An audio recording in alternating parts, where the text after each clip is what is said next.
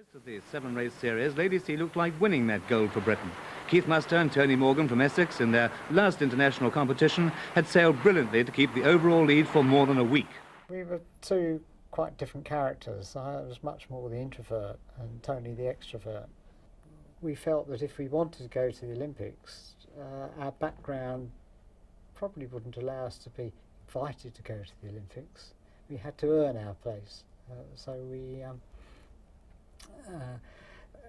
being quite determined to earn our place, we looked at the problems that we had, which was weight, mainly, or lack of weight, and we felt the only way to address that was to be fitter than our competitors. So we went up to the local school one evening and asked the PE instructor how we could get fitter, and he said, well, what do you do? What was the body movements? And we told him, and he put us through a process of exercises, and finished up by saying, well, if you do that every day between now and the Olympics, then you'll win a medal. So we did it every day, Christmas Day, Boxing Day, whenever, and basically it was the start of circuit training as we now know it today. We also worked very hard to try to outthink our competitors in terms of the way we manoeuvred the boat. We worked hard in tacking and jibing and spinnaker hoisting and dropping and everything else. And I'm sure today's sailors would probably beat us when we were at our peak. They should, but I'm not sure whether they could. At the opening ceremony, you were waiting outside the stadium for many hours. And when you went in through the main entrance to the arena, it was a tremendous shock. The noise and atmosphere hit you like a brick wall. It was fantastic. But then up on the big notice board, various subjects were came up.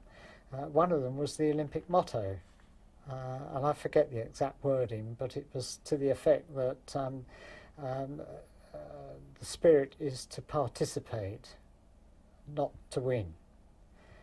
And I thought, rhubarb to that. I've come here just to participate. We come here to win. So not winning was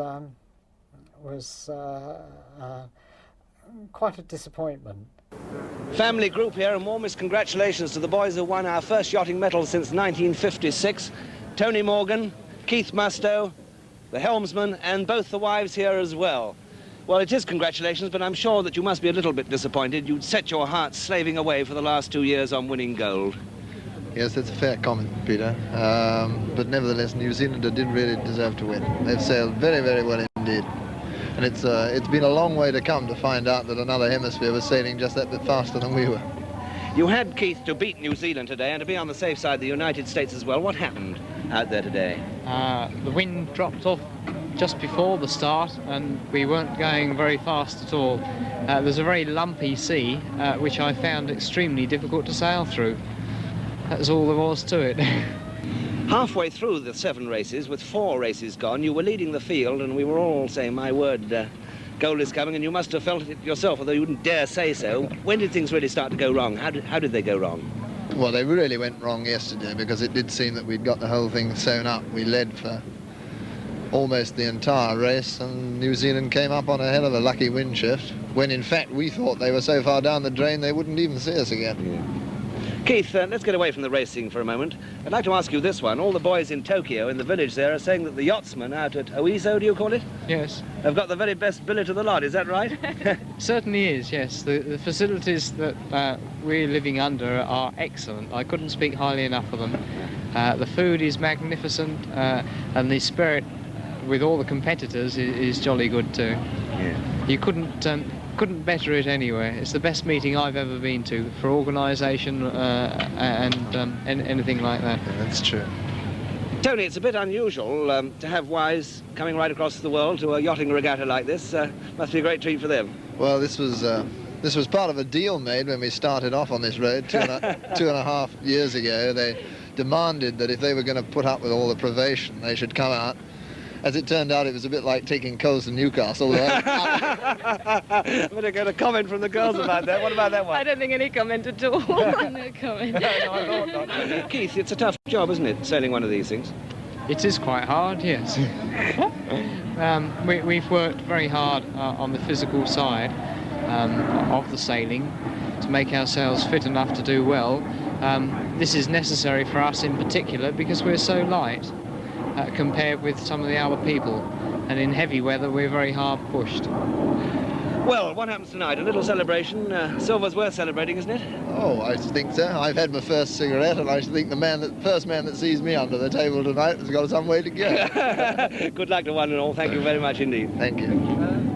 But what I wanted to do when we came back was to make sure it had no effect on me. It was just another event, another moment in your life. And I was painting a big wall at home in the lounge. There was not much furniture in there, and I just painted it white. And whilst I was painting it, I suppose I was thinking about the sailing and the Olympics, and I got a hammer and a nail and the medal, and I took the ribbon off it, put the nail in the middle of the wall, and hung the medal on it, and stood back and looked at it, and I thought, that's a good place for that medal. And I went down and called Jill, my wife, and said, how about putting that medal there? Because it's never been on display, it isn't now. And she looked at me and laughed, said, don't be silly. It looks ridiculous. But I suppose I didn't explain myself, because to me it wasn't ridiculous. It represented one moment of your life. And it was a moment that shouldn't manage the rest of your life. Keep it in perspective. The rest of your life has to be lived. There are other things to do.